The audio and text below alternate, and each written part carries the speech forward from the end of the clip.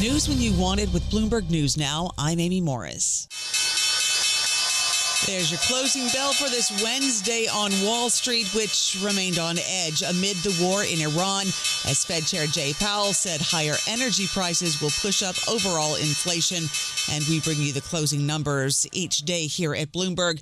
The S&P 500 lost 91 points. That's about 1.3%. NASDAQ down 327 points, nearly 1.5%. The Dow down 1.6%. That's about 768 points. The 10-year Treasury yield at 4.26%. The 2-year yield at 3.77%. And Bitcoin down about 4.75%, around $71,000. Now, we'll get to the war in Iran in just a minute.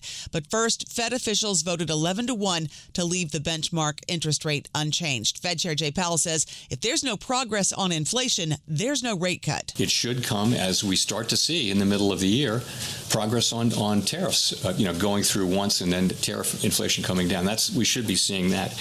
And, the rate forecast is conditional on the performance of the economy. So if we don't see that progress, then you won't see the rate cut. Fed Chair Powell also says he hasn't made a decision about how long he'll remain at the Fed, but he says he's not leaving until that Justice Department investigation is over. If my successor is not confirmed by the end of my term as chair, I would serve as chair pro tem until he is confirmed.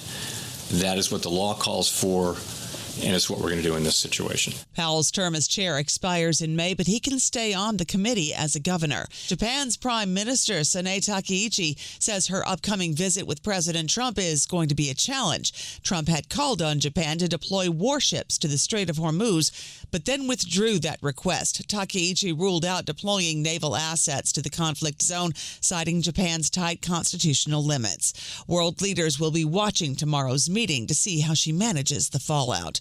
The White House says China has agreed to postpone President Trump's trip to Beijing. The trip was originally set for March 31st to April 2nd.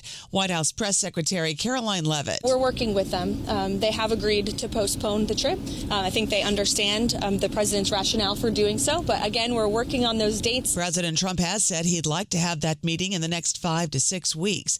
That's news when you want it with Bloomberg News Now. I'm Amy Morris, and this is Bloomberg.